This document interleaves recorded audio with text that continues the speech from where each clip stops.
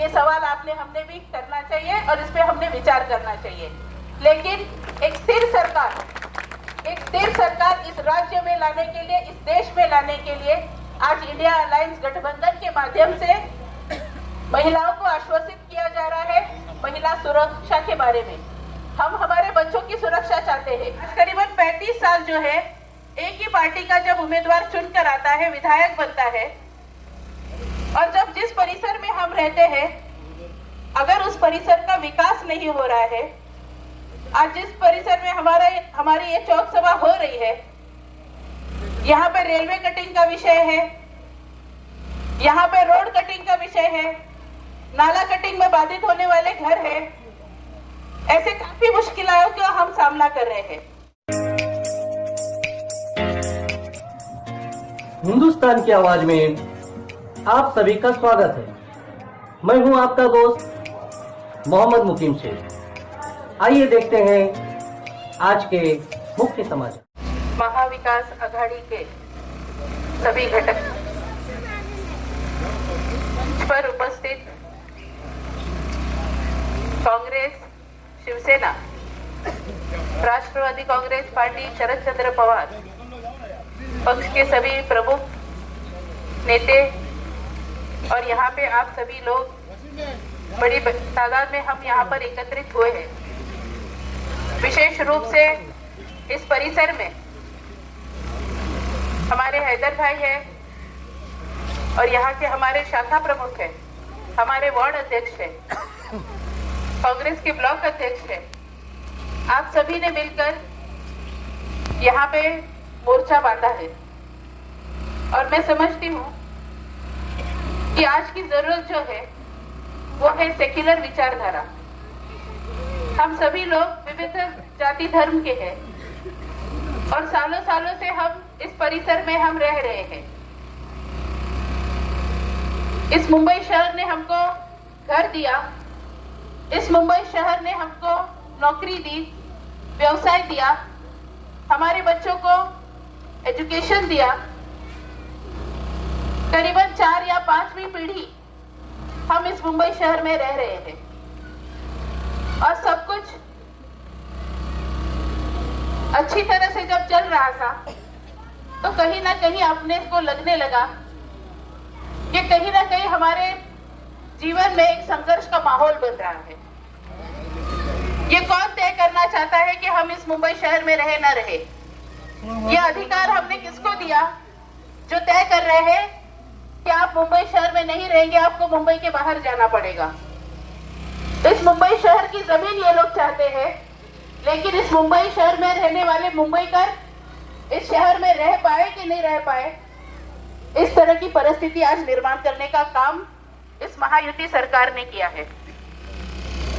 हम सब जो है आज इस घाटकोपर की बात हम अगर करें तो कई सालों से हम देख रहे हैं एक ही पार्टी का आमदार यहाँ पर विधायक के तौर पे काम करने के लिए आगे आ रहा है। इसका कारण क्या है? हमने ये बात को सोचना चाहिए। आज करीबन 35 साल जो है एक ही पार्टी का जब उम्मीदवार चुनकर आता है, विधायक बनता है, और जब जिस परिसर में हम रहते हैं अगर उस परिसर का विकास नहीं हो रहा है, आज जिस परिसर में हमारी ये चौक सभा हो रही है, यहाँ पे रेलवे कटिंग का विषय है, यहाँ पे रोड कटिंग का विषय है, नाला कटिंग में बाधित होने वाले घर है, ऐसे काफी मुश्किलों का हम सामना कर रहे हैं। हम ये चाहते हैं कि जो लोग प्रतिनिधि हम चुनकर देते हैं, फिर वो नगर सेवक हो, आमदार हो या खासदार हो, तब उसने हमारी ये रोजमर्रा की जो बातें हैं, इन बातों के लिए तो उसने अपना वक्त देना चाहिए। जो संघर्ष का माहौल हमारे लिए बन रहा है, इस संघर्ष के माहौल को रोक के हम सहज रूप से हमारे परिवार के साथ यहाँ पर रह पाए, इसके लिए कुछ काम आना चाहिए। लेकिन हम कुछ और देख रहे हैं। हम देख रहे हैं कि घाटकोपर में भाषावाद निर्माण किया जा रहा है, इस घाटकोपर में समाजवाद, इस घाटकोपर में बड़े तादाद में रीडेवलपमेंट के प्रोजेक्ट्स हो रहे हैं, लेकिन जिन प्रकल्पों में बाधित होने वाले लोगों के घर है, इन घरों की कोई सुनवाई नहीं। होती है। हमारे लोगों ने क्या कहा कि अगर हमारे घर रेलवे कटिंग में बाधित हो रहे, नाला कटिंग में बाधित हो रहे, रोड कटिंग में बाधित हो रहे, तो हमारे घर के सामने हमको जो पीएपीज आप देंगे वो इसी घाटकोपर में हमको उपलब्ध होने चाहिए। हम इस घाटकोपर को छोड़ के माहौल में नहीं जाएंगे। हम इस घाटकोपर को छोड़ के दूसरे कोई परिसर में हम नहीं जाएंगे। इसके लिए हमारे विधायक ने काम करना चाहिए। लेकिन दुर्भाग्य की बात है, जिन विधायकों को लोगों ने चुनकर दिया उनके लिए इन बातों की कोई अहमियत नहीं रही। ये लोग नहीं चाहते हम मुंबई शहर में रहने वाले, सामान्य जीवन जीने वाले, हमारे बच्चे, हमारा परिवार जो है, उनका संघर्ष का ये माहौल ये खत्म करने की बात ही नहीं करना चाहते हैं। किसी ने कहा कि जो सामने का उम्मीदवार है इस राज्य का 1 नंबर का पैसे वाला आदमी। अब ये एक नंबर के पैसे वाले आदमी का हमको क्या करना है? हम चाहते हैं इस विधायक ने गए 5 सालों में इन्होंने हमारे बस्ती में आना चाहिए था।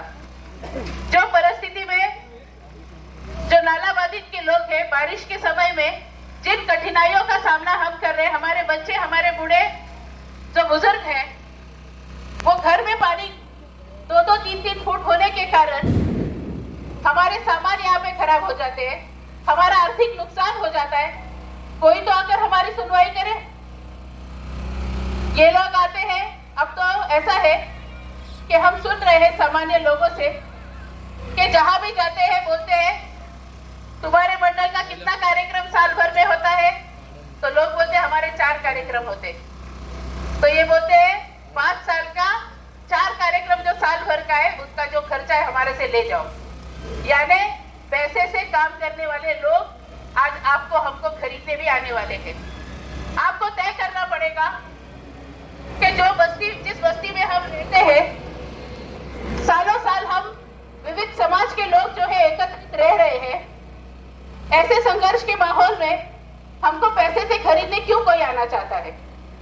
क्यों जाति धर्म के इस नाम से हमको एक दूसरे से अलग करने का काम किया जा रहा है?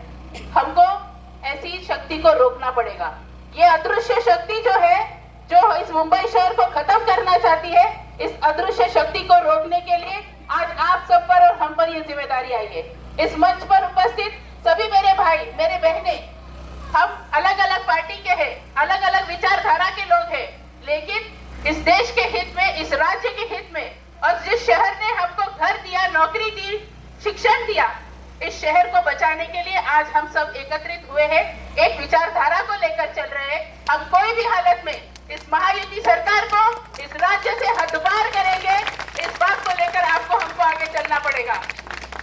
कल ही जो सभा बीकेसी में हुई, उस सभा में राहुल जी गांधी इन्होंने कहा कि बड़े पैमाने में महिलाओं के मतों को अपनी तरफ आकर्षित करने के लिए कुछ महीनों पहले इस महायुति सरकार ने लाड़की बहन योजना लाई। इस योजना के माध्यम से हम महिलाओं को 1500 रुपए देने की बात उन्होंने की।